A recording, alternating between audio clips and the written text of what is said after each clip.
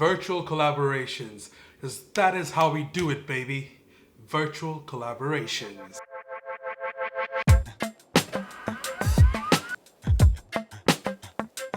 Welcome back, folks. I am Kazi Omar, and this is Technologically Challenged. Today's episode is a very special one because I have the great and powerful Brian Tong in, so I will dial him in very soon, and then we will pretty much talk about anything, everything, and pretty much anything that comes to our mind, really.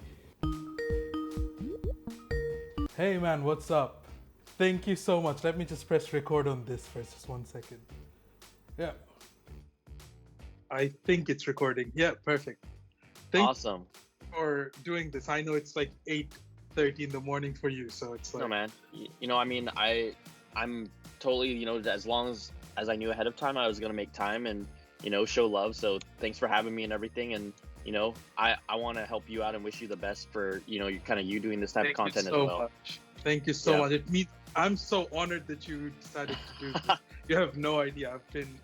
I've watched you since before you went independent, so I used to wait for Apple Bitz, and now I just wait for Apple Bitz. Thanks, man. I do appreciate it, though. Wait, Kazi, where are you based out of? I'm in London. Oh wow! I didn't know that you were London based. Yeah, so it's like 4 p.m. for me, so I'm like all rested and stuff.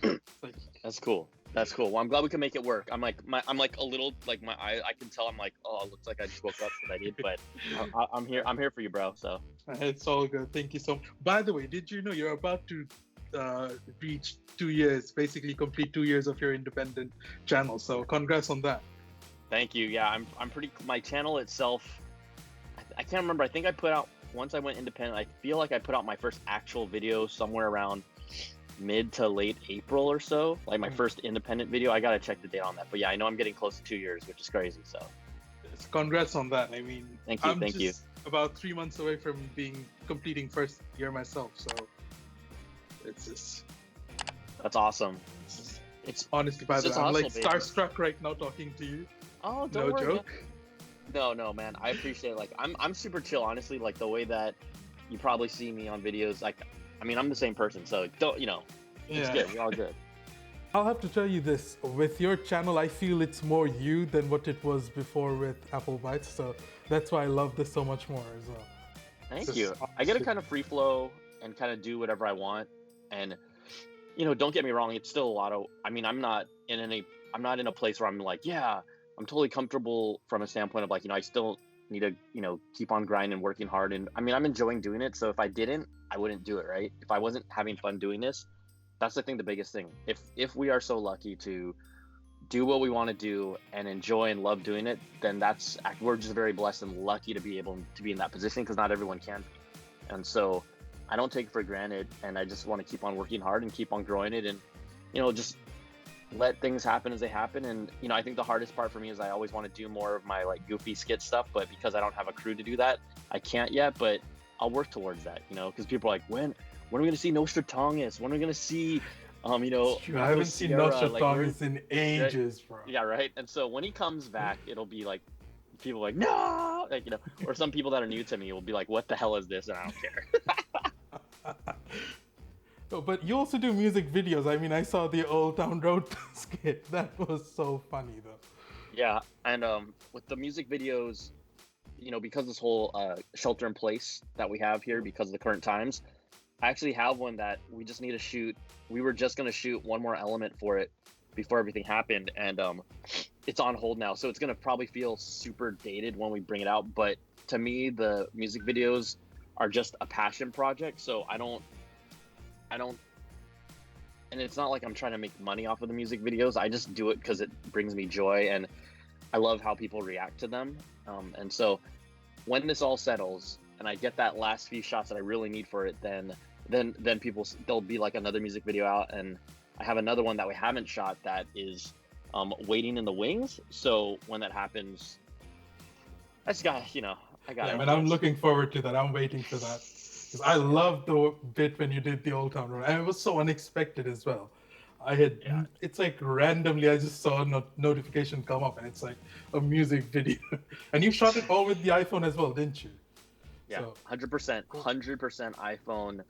Oh, it was only actually it was using an iPhone and just the DJI Mobile Osmo 3.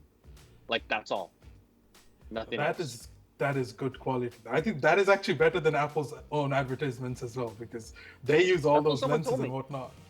Yeah, people are like, this is just an Apple ad in its own because of the shots you got. And I'm like, it was me and my buddy who helps me once in a while with some of my stuff. Just two of us and this and then a phone playing the song so I could sing to it and then, match it up.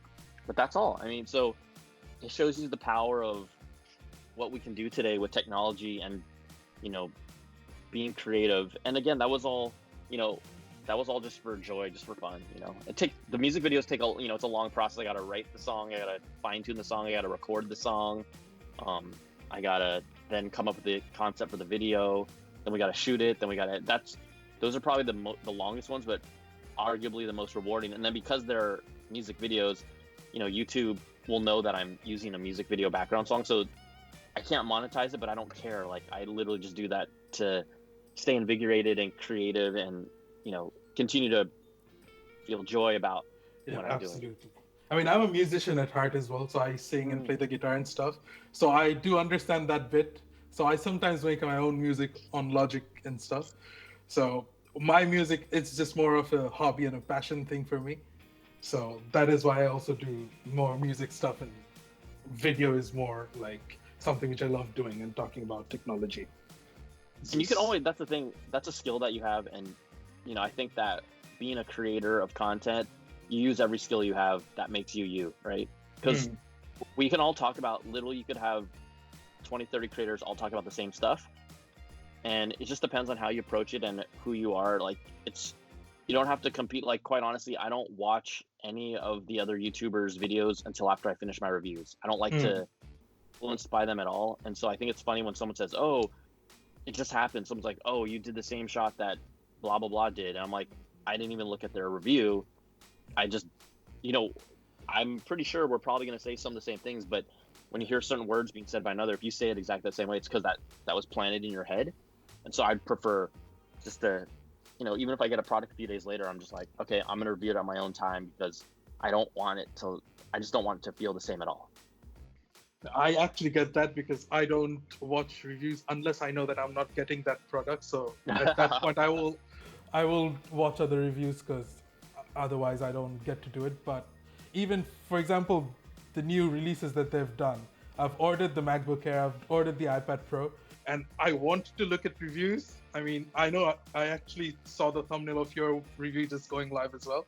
But my point is my iPad should come in sometime today. So my plan is to actually use it for a week, do the review myself, and then I will, because I love watching tech videos on YouTube, but I don't want it to be similar to other things. I want it to be my own project. So yeah, I mean, I think that there is sure, you can race the algorithm and be like, I got to put mine up first, I got to put my first up. But I think that now these days, there's so many people in this space that you just really have to have your own voice and your own style and your own insights that are valuable, and people will figure it out, and it takes time.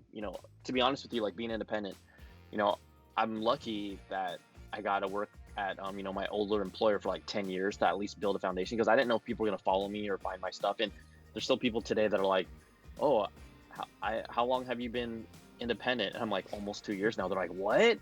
And so some people, I'm sure some people might see a video of mine and think that I'm still working for the old company, but I'm not, right? So I just feel like ultimately it helped allow me to build an audience, and you just, don't just have fun with it. I would say, let the rest take care of itself. I think most people that are doing it probably would have never expected that YouTube would be what it is and as an outlet for content. And so there's some people that were there at the right place at the right time and just loved what they did, and that's all that matters. So I try and stay true to that so I don't get caught up with all the other stuff. Like, for example, as you grow your audience, you'll have companies that want you to sponsor stuff for them, and if I don't like the product, or if it's too janky, basically, I'm just not going to do it, right? Like, I owe that to my viewers to be like, don't throw stuff at them that literally they would never, ever, ever consider.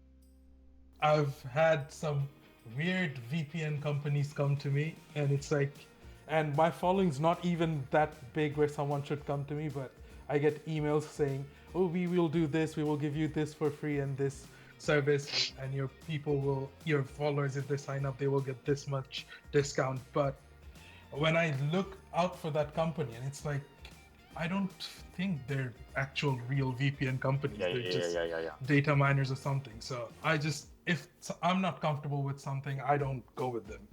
So yeah, I really, yeah, it's a good way to approach it. And talking about being yourself, by the way, who came up with good apple, bad apple? Because that is one of the best things, because then that is something no one else can ever bring in. Well, I hope so. If someone starts doing it, I'm gonna punch him. No, I'm just kidding. You should, bro.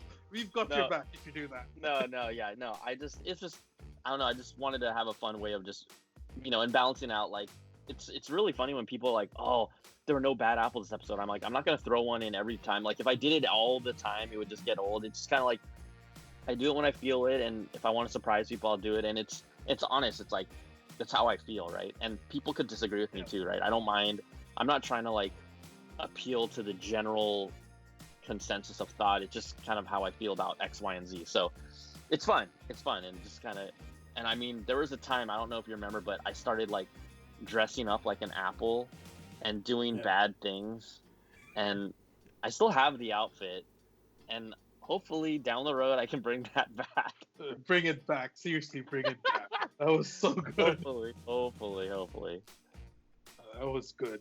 I used to love, the first time I remember when I watched your video and good apple and bad apple thing came up, I'm like, now this is inventive. This is something no one's done it this way. And honestly, that was one of the things, apart from all the jokes that you keep cracking on your video, was one of the things that actually drew me to your channel, well, to your show first, and then your personal channel as well. So yeah, I've always wanted to ask you whoever and what made you come up with that. It all comes from my brain. I used to do a show that was kind of like, whatever, I'll say it. That was called Prize Fight, and I'm working on another kind of versus show, and like just ending it with a whoop-ah. Like, I don't know. I'd like to have something that sticks, and so that was just my thing. So I think that it's not like you have to do that for everything, but if it organically happens, it's good. I just wanted something to be kind of like definitive about that show. But all that stuff, even that's the thing, even the design and the look and feel of the show, that was all from my brain. So, all that stuff was like 100% my DNA. So when I left, I didn't have the same capacity of crew, but I wanted to still maintain the spirit of my stuff. And I think because I can organically do things, it just, like you said, it feels more like me, because I don't know, the format is a little different when you're doing it on your own. So let's talk about whatever's happening in the world today right now, because we are all kind of stuck at home at the moment. So how is that quarantine treating you right now? Well, I would say I'm really lucky that basically I work from home. I write my scripts, I shoot. I think the only thing is that, no one will notice, because I do have a skill set that I'm lucky enough that I shoot, I write, I edit, which is important. But sometimes I'll have a buddy of mine help me with shooting some of the B-roll, just because I want to be able to edit while he's shooting stuff, right? Like, it's kind of, and it doesn't help all the time, just once in a while. So, doing everything, like, maybe where 95% of the time I would do all the work, now it's 99.9, 100% of the work. It's a little more, but I'm very lucky to be able to work from home. I don't take it for granted, because I know there's a lot of people, I have friends that have completely don't have a job now, and there's a lot of people out there, and so I just feel very lucky and fortunate about that. And I think that if I can bring some sense of normalcy to people by just doing the content that I do while acknowledging it, like I did a big old interview with a doctor that was like a 40-minute interview about coronavirus, because I feel like, guess what, it's not tech, but it affects us all. And the thing about my channel, it says tech, geek, and culture, and so it allows me to do whatever I want to do, instead of just being like, guess what, my Apple stuff does the best on my channel. But if I did Apple stuff 100%, I'd probably go crazy, right? I want to be able to do other things. I want to cover other fun things, like the animation behind the scenes of Disney and how the tech that they use for that. I want to be able to do things like that, which I do. So that's why it was totally okay and normal that my audience expects, hey, Brian's going to put whatever type of stuff he wants on it. And so doing that coronavirus thing and just educating people. And this was early before it really popped here in the US. This is maybe it might have been about a week and a half ago. It was just as things were starting, like at the time, the president was still kind of he's still downplaying it. So I'm like, this is important. Like, this is not going to go away. I'm like, I need to make sure that my viewers or anyone who needs some information can use. And I just loved seeing when people said, thanks for doing this. I didn't know this, X, Y, and Z. So that if I can do that, help impact one person that way, I think that that's important. Yeah, actually, I wanted to tell you this as well, because when you released that video, that is when essentially the UK kind of went into the social distancing lockdown as well. So I don't know, I obviously don't know the metrics, but personally, individually, I would have to say that video actually did help me quite a lot as well, because misinformation is something that spreads like wildfire. Yes. But getting all we shouldn't be touching our faces as much anyway. But we do. Yeah, it's like, but getting all that information from the doctor itself was something I think which was very, very helpful. And with everything, I feel like UK is kind of 2 to 3 weeks ahead of what US is going to feel in a couple of weeks. So the whole peak thing. So I feel like having that information now will actually help reduce the impact of what the outbreak could have eventually been, or even be worse than what it was. But that video actually helps it contain it a lot more. Because like if you do something like that video like now, it's way too late, right? I mean, our response to it, quite honestly, was way too late. We knew it was already in our country for 2 months. So I think that if I can help people, then I'm going to help people, like I'm not, although, I do need to pay the bills. I'm not always going to be driven by the almighty dollar in what I do. And I think that in a way, maybe, I don't know if it separates me. It may not be the most, business smart, but I care about people too. And so to me, it was just important to do stuff like that. I have to say thank you for that, because that video was very informative to me. And I'll be honest, I actually showed it to my folks afterwards. It's like, well, my dad's a doctor. I've actually done 4 years of med school, and then I'm like, you know what? I'm going to do videos on YouTube. I'm done with medicine. That's awesome. That's amazing. No, it's like, I'm like, what's the point of being a doctor? Well, clearly I see what the point is now. But my dad's been a doctor as well, and he actually used to deal with epidemiology with the WHO. So I showed him that video, and he was like, that is a very good video. And he actually wanted to do a video of similar sorts at one point. He asked me, you make YouTube videos. Why don't you just ask me questions about the coronavirus, and I'll just give information to the people? And that's when I loaded up your video, and it's like, he literally did the exact same thing. And I think this is very informative. And so he was very happy that someone's actually doing it, and the information was actually correct, which made him very happy. So it's like, it's good that this is proper information. It was point on, and I knew that Doc Knock, who is honestly kind of like become like an online buddy of mine, just a great resource to have someone who, it was literally just facts, like all facts. Yep. None of this, there was no other interest in it other than I'm just delivering you the facts. And it was, I really enjoyed that. That's important to me.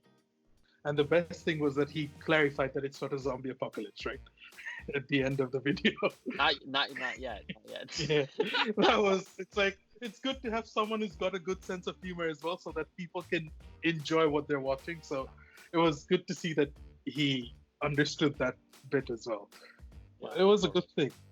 All right, let's talk tech, because this is getting too serious. No, it's all good. It's all good. We can talk about whatever you want, Kazi. This is your time, baby. Your time. Thank you so much again for doing all this. But what are your thoughts on the new MacBook Air and the iPad Pro?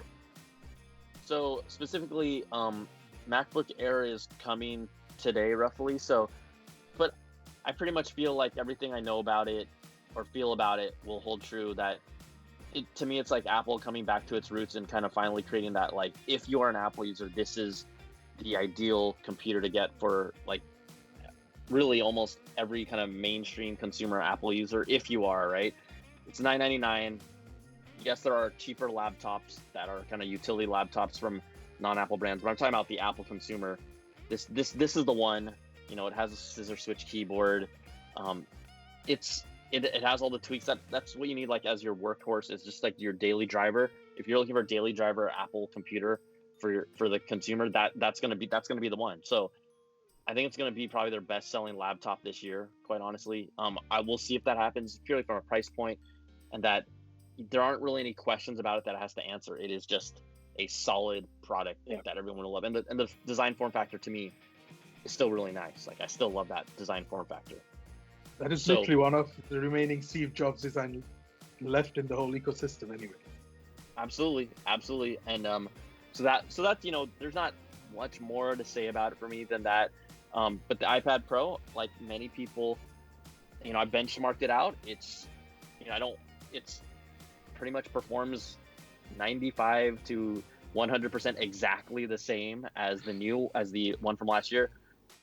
It feels kind of like a developer device where they threw on the cameras just to be like, okay, we want to get AR out there. I know they want to push AR so that it's familiar for the users. Their next step or evolution is going to go to glasses. So the AR camera on the iPad is interesting because people aren't using AR on their iPads really at all. If they are using AR on a constant basis, I'm not the only time I use AR honestly on a regular basis is when Apple releases a new product and I use on their website, they have you can see what the product looks like, and I pretend to take photos of an iPad Pro with a Magic Keyboard on a table.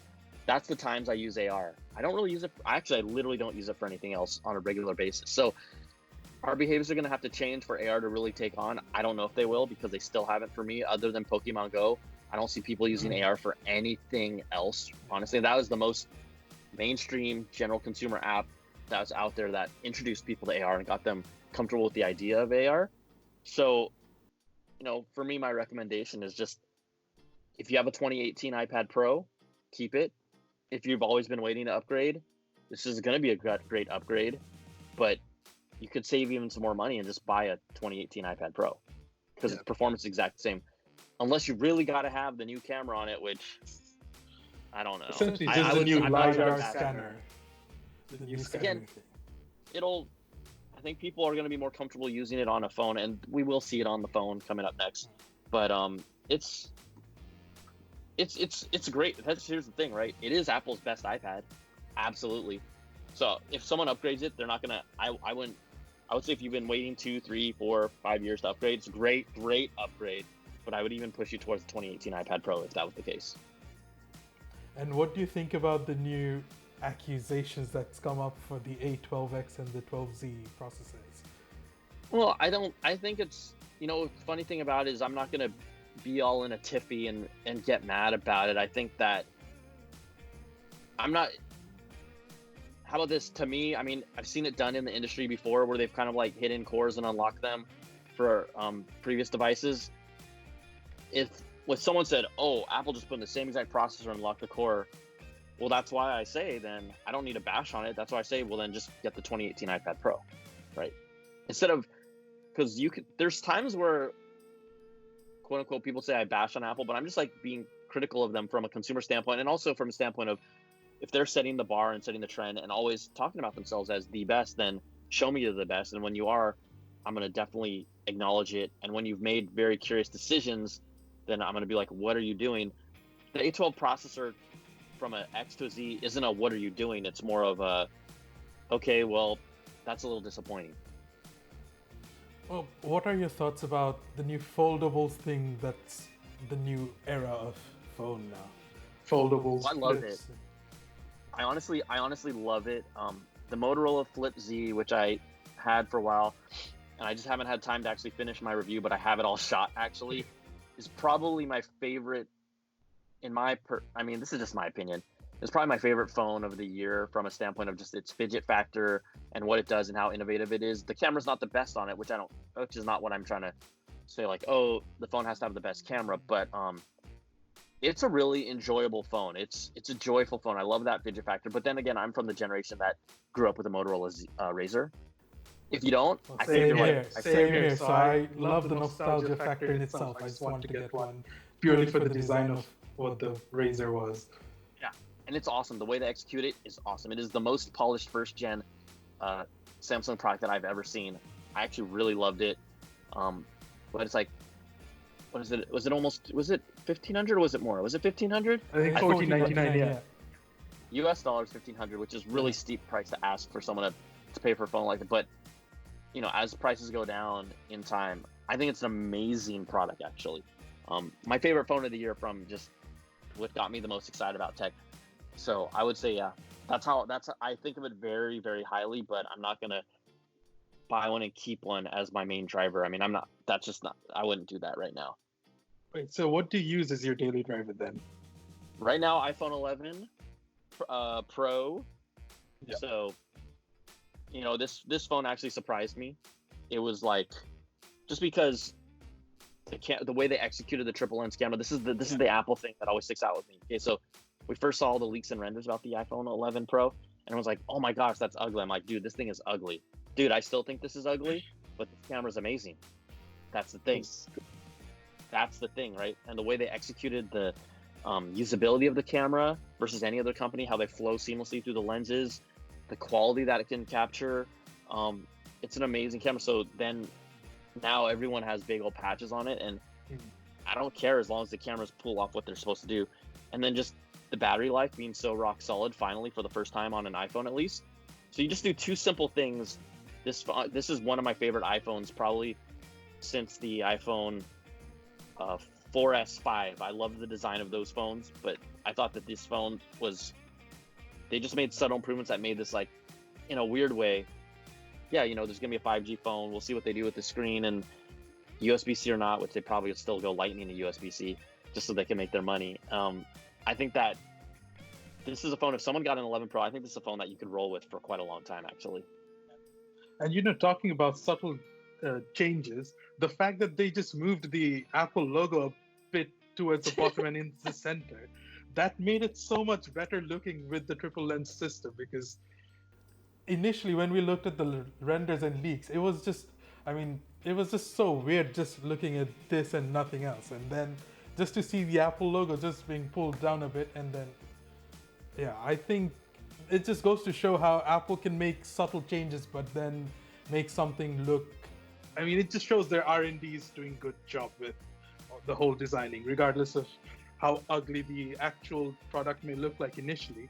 And I think that is the reason why people should not really go or make decisions after looking at leaked designs, because the final product will always be polished, be it Apple, be it any other company, really. But Yeah. I think that the other part about it is that it just shows how powerful Apple's can flex its muscle and basically roll out ideas and things like this that are criticized by universally everyone before they come out.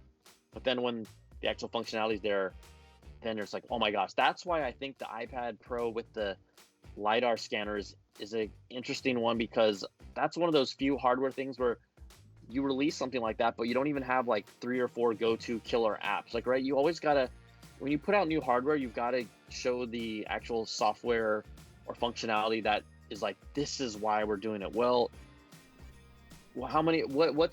someone tell me what's the main go-to AR app that I should be using every day with a LiDAR scanner? There's not a Measure app. Yeah, but that's like, yeah, right? Like, which is great. The Measure app is cool when you need it. But what is it? What is the thing that, because like, obviously this camera is something we use every day. We're always going to it. So it's like, there's value there. They've got to prove that to us. And it's curious that it hasn't been proven or shown right when the hardware feature comes out. It's kind of like, well, we'll wait till WWDC. We'll wait to see what developers do. We'll wait to see what Apple does. But you're telling me to invest in hardware that I don't see, that I don't even use right now from a behavioral standpoint. You're gonna really have to show me that this is a value. Like, I thought 3D Touch was more valuable than AR, but because they said it made the screens too thick and the technology, they got rid of it. Like, 3D Touch is more valuable than AR to me right now. And maybe in time they'll prove me wrong, but we'll see. We'll just have to wait and see. Well, I low-key love 3D Touch because I still have my iPhone 10 with me as well. I use this as a second phone. And while just typing things, it's just so much easier to just not long press, hard press. Yep. I don't know what the word is. Deep but press? Yeah, I don't know. Yeah, it's just too many names out there. But yeah, just to control the cursor with that, it's something I really loved. And I used to, basically, one weird backstory. I used to work at Apple while I was studying. So this is something that anyone would come in buying an iPhone, they would not know this. And I would love pointing this out because this used to be one of my favorite features. I mean, obviously they've taken it away. They say the screen was thicker with that and stuff. And I miss it, but yeah, it's like I'd rather have that than AR, at least at this point. Yeah, absolutely. And also, Google's Pixel, they basically use software to basically be able to tell, oh, more of your fingers pressing more of the screen, and they implemented exactly what 3D Touch does on a Google Pixel 4 now with just software. So Apple could do it. Yeah. Apple could do it. Bring it back. But again, they never really were 100% behind it. All their devices didn't support it. They kind of announced it and they didn't really teach people or continue to use it. Developers didn't bring it on because Apple wasn't full behind it. So 3D Touch was a story where they just needed to support it better. Yeah, I mean, I still look forward to what they can actually do with all their research that they do. I mean, I'm hearing that Touch ID might be back with the Apple Watch, then under display facial recognition. Yeah.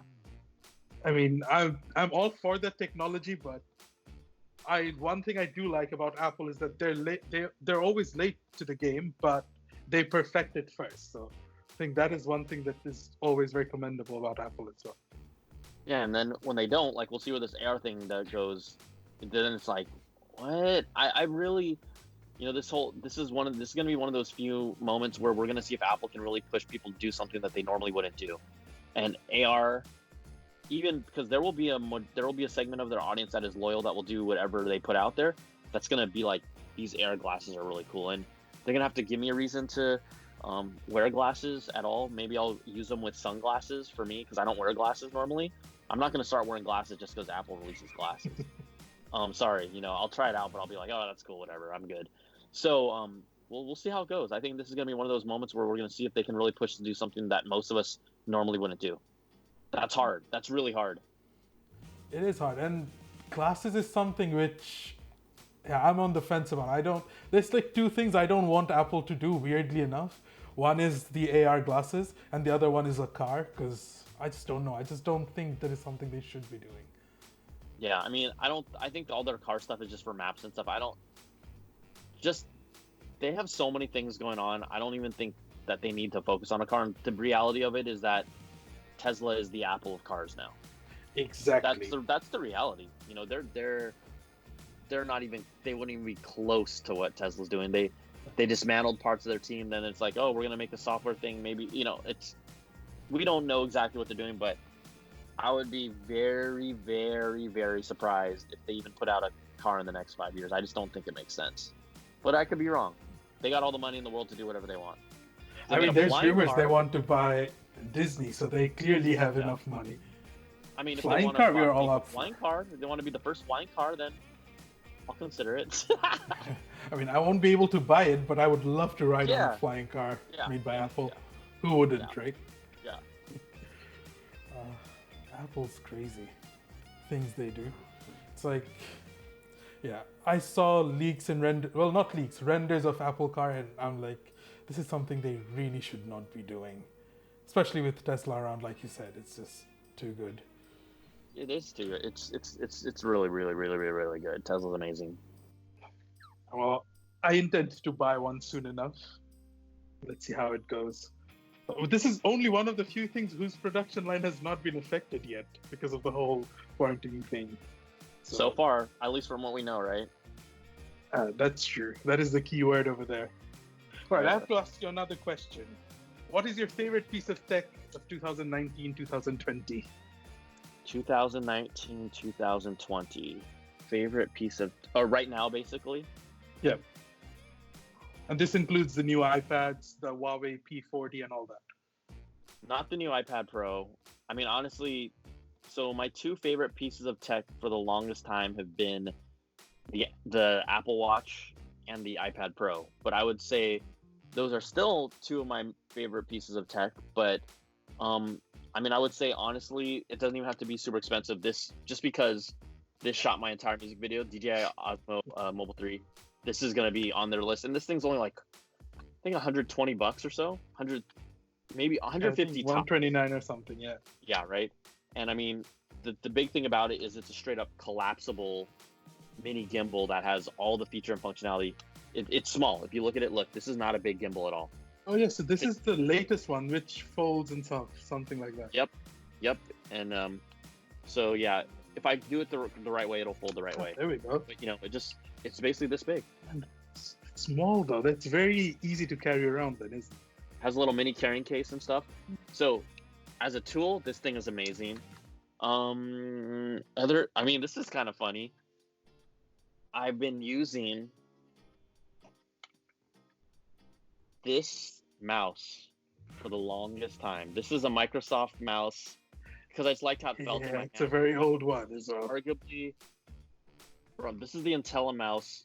This is arguably maybe at least 15 years old. At least.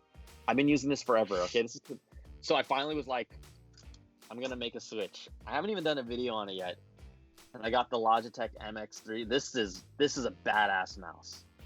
I love this mouse. It has like the scroll wheel it's hard to explain, but it almost has like this acceleration on the scroll wheel where if you start scrolling super fast, it kind of like floats and then goes through a page really fast. It kind of knows that you want to scroll through it fast. It has this side one that if you're on spreadsheets or even on a timeline on Final Cut Pro, it'll scroll left to right and it just feels good. I've always been on the fence about this. I'm telling you right now, this is a great mouse. Great mouse. Plug charges through USB-C. So this is actually probably, when you use something every day and it matters, like, again, I've been using this thing forever. And people are like, what the hell are you doing? I'm finally like, okay, fine, I'll do this. And I love it. I think, is it $79? I can't remember. It's not a cheap mouse, but it's worth it. Well, you convinced me with the mouse. So I would say, yeah. I'm trying to think off the top of my head now. Those are probably, I think that's a good solid 4 gadgets, but this is the most recent one. And honestly, I'm not constantly buying things.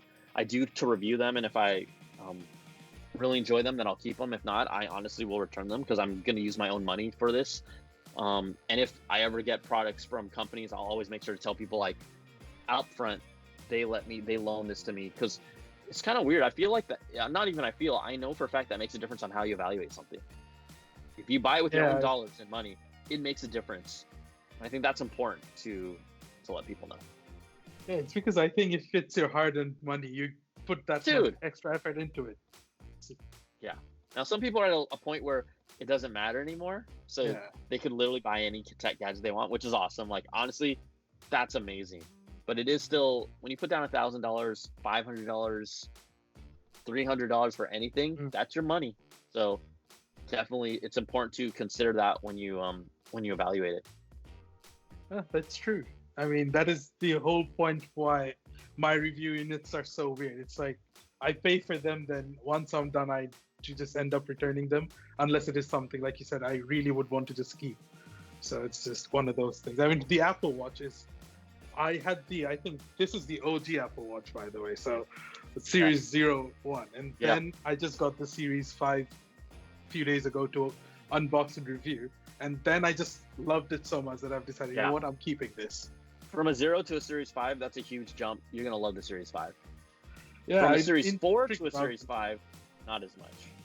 I'm just more intrigued and looking forward to the always-on display, because that is something that was always something that everyone wanted, but it's literally the last one that they just had. So let's have a look. It's just I unboxed it, I set it up, and then I'm still wearing the OG one because I'm just so used to this. I've been wearing it for 4 or 5 years now. It's just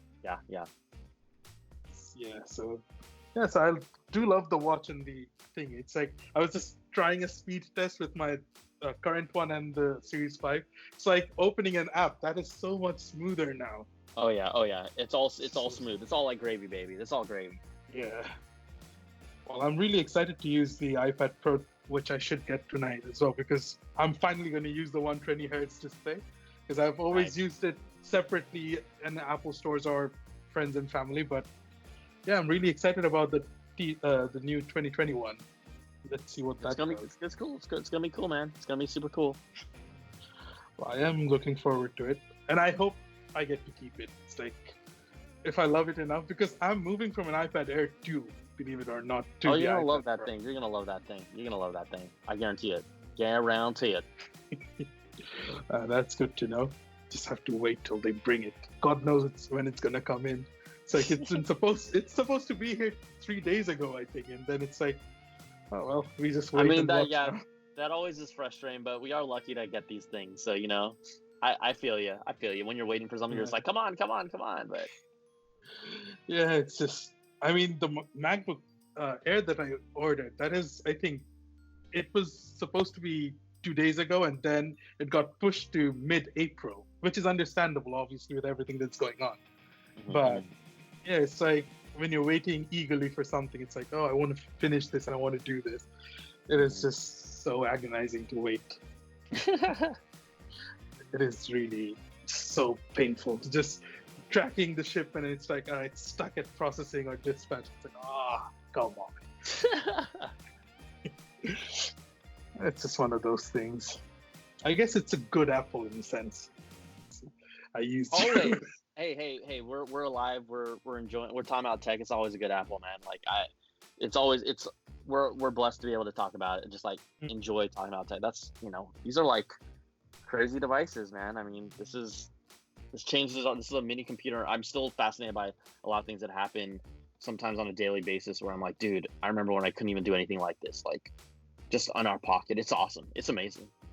But I mean, look at FaceTime and normal video calling. Just being on the road, you just need to literally talk to someone. You can call someone up anywhere in the world, video calling, and you just have it literally on your phone. That is truly astonishing.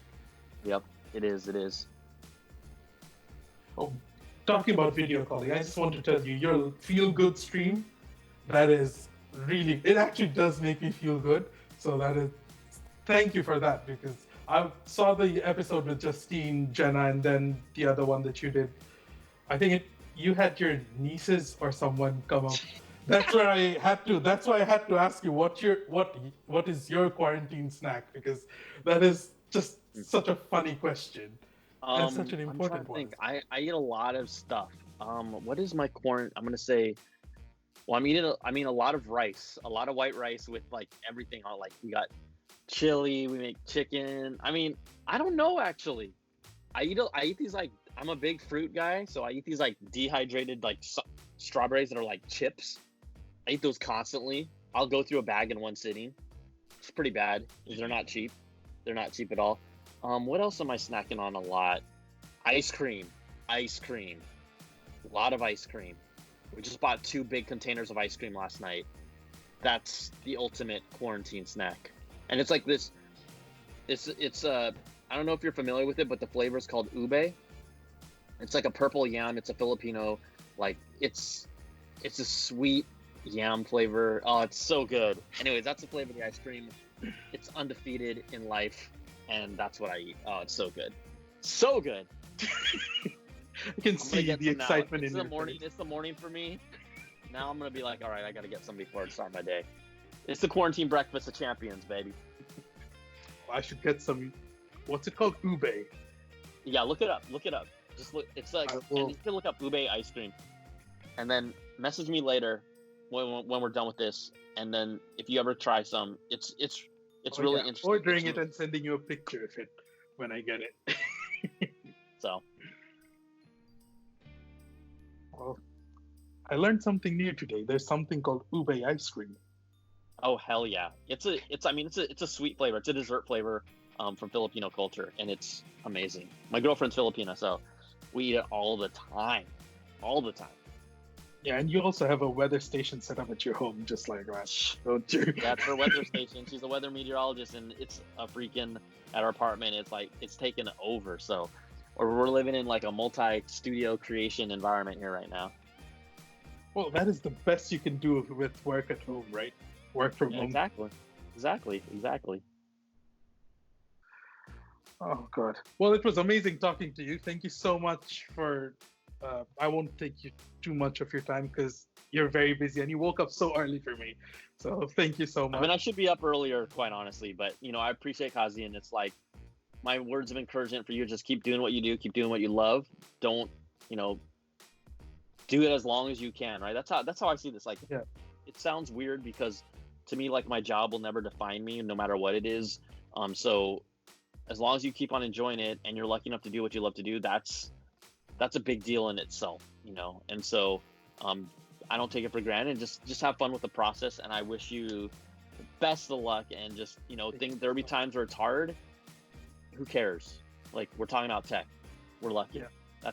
That's how I see it. So Thank you so much. It was honestly an honor for me to have you on my channel, and thank you so much for doing this for me. I know it's just, the world is pretty messed up right now, so it's just this digital collaborations. That's what we do as tech people.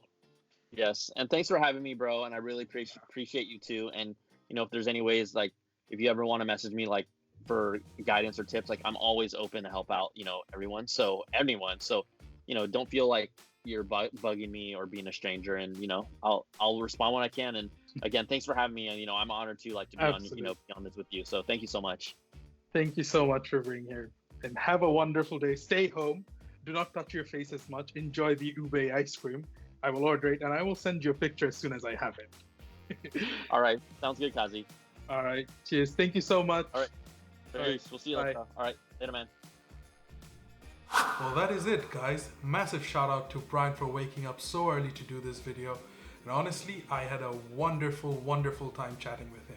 Click on this video over here to see more fun and amazing tech videos, and click on this one because this is a video which YouTube thinks is the best for you, because let's face it, YouTube knows you better than you know yourself. As always, remember to subscribe to this channel, hit the like button, smash that bell icon, and I'll see you on the next one.